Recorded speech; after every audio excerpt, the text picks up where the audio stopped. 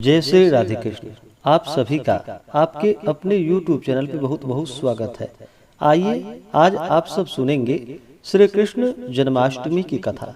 श्री कृष्ण जन्माष्टमी का पर्व जो कि हर वर्ष भाद्रपद माह के कृष्ण पक्ष की अष्टमी तिथि के दिन श्री कृष्ण जन्माष्टमी का त्योहार मनाया जाता है। आप सभी भक्तों को कृष्ण जन्माष्टमी की ढेर सारी शुभकामनाएं। आप सभी के जीवन में भगवान श्री कृष्ण की कृपा से आप सभी को सभी प्रकार के सुख और समृद्धि की प्राप्ति हो। कृष्ण जन्माष्टमी का त्योहार जो कि बड़े हर्ष और उल्लास के साथ पूरे भारत वर्ष में और विशेष करके मथुरा, वृंदावन, गोकुल आदि जगहों पर यह त्योहार मनाया जाता है। भगवान श्री कृष्ण का जन्म जो कि भाद्रपद माह की कृष्ण पक्ष की अष्टमी तिथि के दिन अर्धरात्रि में मथुरा के राजा कंस की जेल में वासुदेव जी की पत्नी देवी देवकी के गर्भ से 16 कलाओं से युक्त भगवान श्री कृष्ण का अवतरण हुआ था। इस तिथि को रोहिणी नक्षत्र का विशेष महत्व बतलाया गया है। रोहिणी नक्षत्र में भगवान श्री कृष्ण का जन्म हुआ था और इस दिन जो कि समस्त मंदिरों में भगवान श्री कृष्ण का जो कि श्रृंगार किया जाता है। कृष्णावतार के उपलक्ष्य में झांकियां सजाई जाती है। भगवान श्री कृष्ण का श्रृंगार करके झूला सजाया जाता है। स्त्री पुरुष इस दिन जो कि दिन रात्रि निर्जला व्रत को धारण करते हैं और रात्रि में विशेष प्रकार से भगवान श्री कृष्ण का अर्धरात्रि में पूजन किया जाता है तथा रात्रि में शंख तथा घंटों की आवाज से भगवान श्री कृष्ण के जन्म की खबर चारों दिशाओं में गूंज उठती है। श्री कृष्ण जन्माष्टमी के दिन चाहिए कि इस दिन जो कि मध्याह्न के समय काले तिलों के जल में स्नान करके देवकी जी के लिए सूतिका ग्रह जो कि नियत करनी चाहिए, उसे स्वच्छ और सुशोभित करके उसमें सूतिका की उपयोगी सब सामग्री यथाक्रम रखनी चाहिए। सामर्थ्य हो तो गाने बजाने का भी आयोजन करनी चाहिए। प्रसूति गृह के सुखद विभाग में सुंदर और सुकोमल बिछौने के सुदृढ़ मंच पर अक्षदादि का मंडप बनाकर उस पर शुभ कलश स्थापन करनी चाहिए और उसी पर सोना, चांदी, तांबा, पीतल, मणि, वृक्ष, मिट्टी या चित्र रूपी मूर्ति की स्थापना करनी चाहिए।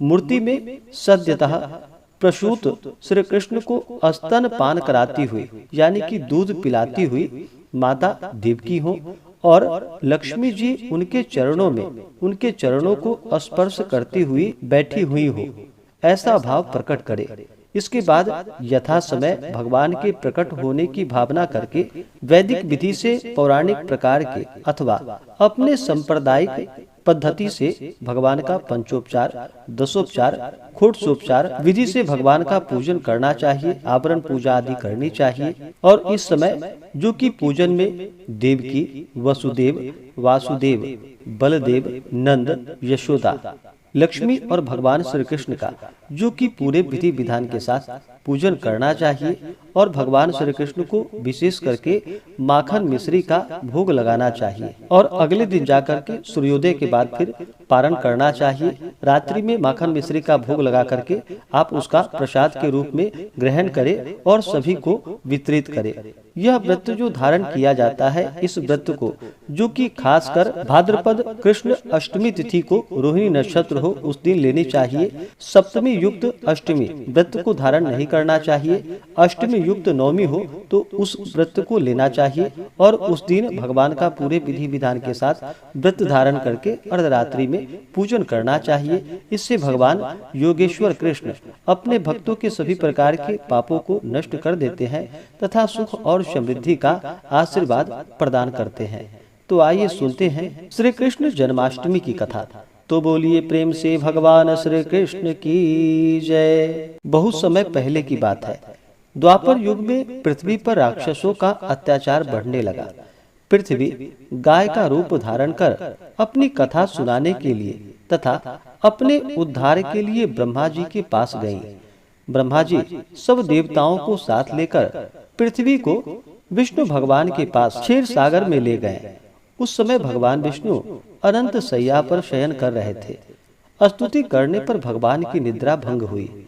इसके पश्चात देवता ब्रज मंडल में आकर यदुकुल में नंद यशोदा तथा गोप गोपिकाओं के रूप में सभी वहां अवतरित हुए। द्वापर युग में मथुरा में उग्रसेन राजा राज्य किया करते थे। उग्रसेन के पुत्र का नाम कंस था।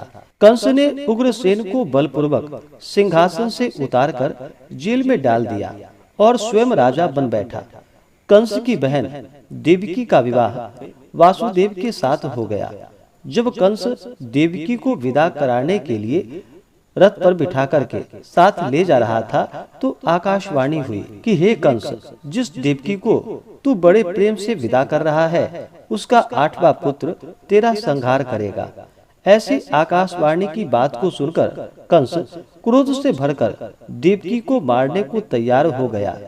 उसने सोचा न देवकी होगी और न उसका कोई पुत्र होगा। वासुदेव जी ने कंस को समझाया कि तुम्हें देवकी से तो कोई भय नहीं है, देवकी की 8वीं संतान से तुम्हें भय है, इसलिए मैं इसकी 8वीं संतान को तुम्हें सौंप दूंगा। तुम्हारे समझ में जो आए उसके साथ तुम वैसा व्यवहार करना।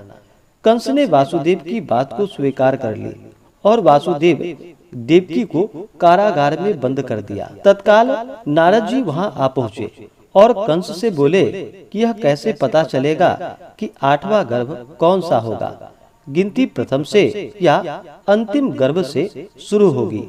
कंस ने नारद जी के परामर्श पर देवकी के गर्भ से उत्पन्न होने वाले समस्त बालकों को मारने का निश्चय कर लिया।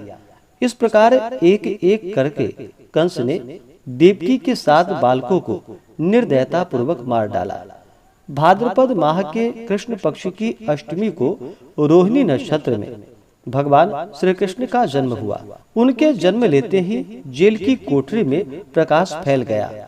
वासुदेव देवकी के सामने शंख, चक्र, गदा एवं पद्मधारी चतुर्भुज भगवान ने अपना रूप प्रकट कर कहा कि अब मैं बालक का रूप धारण करता हूँ और तुम मुझे तत्काल गोकुल में नंद के यहाँ पहुँचा दो और उनकी अभी अभी जन्मी कन्या को लाकर कंस को सौंप दो।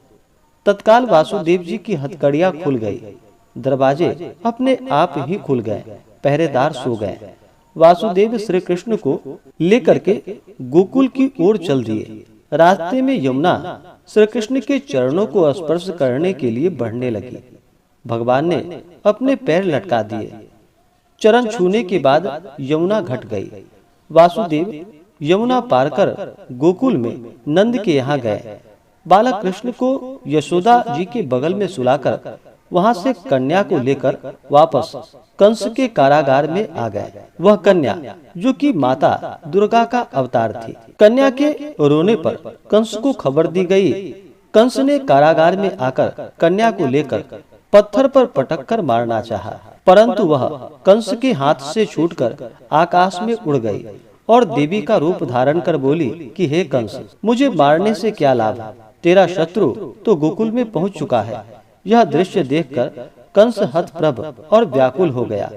कंस ने श्री कृष्ण को मारने के लिए अनेक प्रकार के दैत्य भेजे। भगवान श्री कृष्ण ने अपनी अलौकिक माया से सारे दैत्यों को मार डाला और फिर भगवान श्री कृष्ण ने अपनी बाल लीलाओं में कई प्रकार की लीलाएं की और फिर बड़े होने पर कंस को मारकर उग्रसेन को राजगद्दी पर बैठाया। श्री कृष्ण की पुण्य जन्म तिथि को तभी से सारे देश में बड़े हर्ष और उल्लास के साथ मनाया जाता है और इस दिन भगवान की पूजा की जाती है।